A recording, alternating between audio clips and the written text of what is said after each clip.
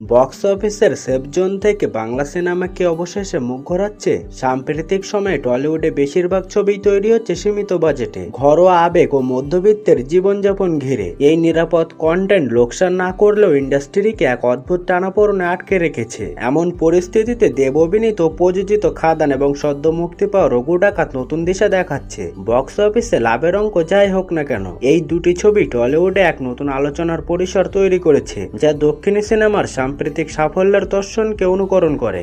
দক্ষিণী সিনেমার মতো বড় ক্যানভাস, প্রযুক্তি নির্ভর নির্মাণ শৈলী এবং বিপুল ঝুঁকি নেওয়ার যে সাহস দেব দেখিয়েছেন, তা বাংলা ছবির নকশা বদলানোর ক্ষমতা রাখে। আজ যেখানে তেলুগু ইন্ডাস্ট্রি বছরে অন্তত 25টি ছবিকে জাতীয় বাজারে পৌঁছে দিচ্ছে এবং তাদের মাঝারি বাজেটের ছবিও 50-60 কোটি টাকা দিয়ে তৈরি হচ্ছে, সেখানে বাংলা এখনো 2 থেকে 3 কোটির গণ্ডিতে আবদ্ধ। বাহুবলী বা কেজিএফ এর মতো সিনেমা বিশ্বব্যাপী সাফল্য এনে দিয়েছে নির্মাতাদের বিনিয়োগের সাহস ও প্রযুক্তির দাপটে।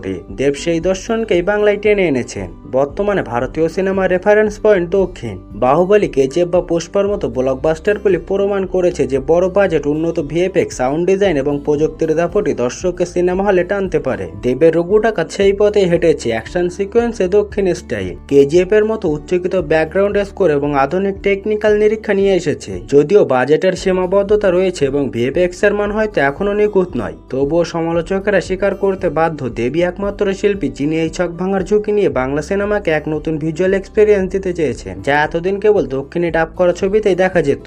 ঘরোয়া আবেগের খেলনা নিয়ে দর্শকদের মন আর বেশি দিন ভোলানো যাবে না। সাহসী উদ্যোগী পারে ইন্ডাস্ট্রিকে পরবর্তী স্তরে নিয়ে যেতে। এই উদ্যোগ যদি মাঝারি মানেরও সাফল্য পায়, তবে প্রযোজকরা বাজেট বাড়াতে সাহস পাবে এবং টলিউড আবার জাতীয় মানচিত্রে নিজেদের জায়গা করে নিতে পারবে।